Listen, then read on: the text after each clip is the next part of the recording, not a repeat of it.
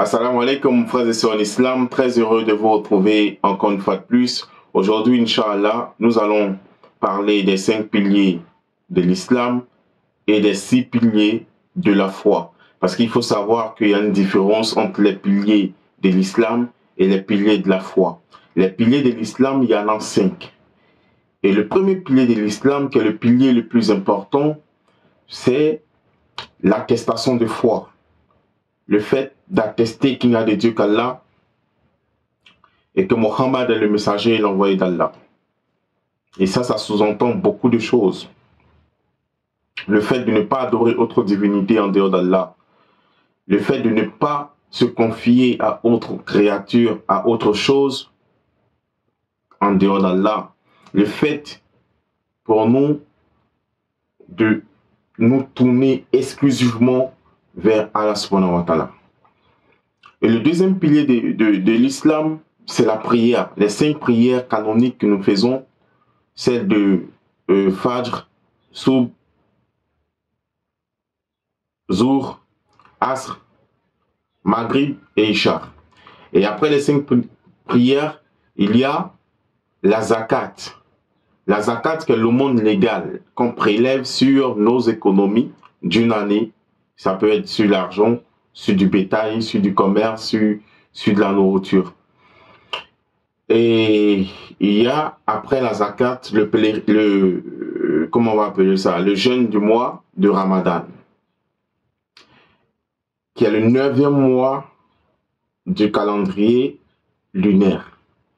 Et après le jeûne de Ramadan, nous avons le pèlerinage à la Mecque pour ceux qui en ont la possibilité, qui en ont les moyens. Voilà les 5 piliers de l'islam. Et maintenant, les 6 piliers de la foi. Le premier pilier de la foi, c'est de reconnaître, d'accepter Allah comme étant son Seigneur et qu'il n'y a pas d'autre Dieu en dehors d'Allah. Qu'il est seul dans sa seigneurie, seul dans sa grandeur, seul dans sa royauté. Après ça, il faut croire en l'existence des anges comme étant des créatures sublimes d'Allah subhanahu wa ta'ala. Après avoir cru aux anges, il faut croire en tous les livres qui ont été révélés par Allah subhanahu wa ta'ala. Que ce soit les feuilles d'Abraham, la Torah, l'Évangile, le Coran, les psaumes de David. Il faut croire en tous ces livres-là qui ont été révélés par notre Seigneur. Et après ça, il faut croire en tous les prophètes et messagers qui ont été envoyés à l'humanité. Allah subhanahu wa ta'ala, il a envoyé 124 000 prophètes sur la terre et 313 messagers. Il faut croire en tout cela. Il ne faut pas faire des différences entre eux. Il ne faut pas dire non, je crois en lui là, je ne crois pas en lui. Non. Si tu ne crois pas en un seul parmi les messagers ou les prophètes d'Allah, tu n'es pas un musulman. C'est pourquoi le musulman qui dit qu'il ne croit pas en Jésus, il n'est pas musulman. Il doit croire en Jésus comme étant un messager d'Allah. Et après ça, il faut croire en quoi? En la résurrection. Il faut croire que on va mourir tous, on sera ressuscité et on sera jugé par Allah subhanahu wa ta'ala. Il faut croire en ça. Ça, c'est le 5e pilier de la foi.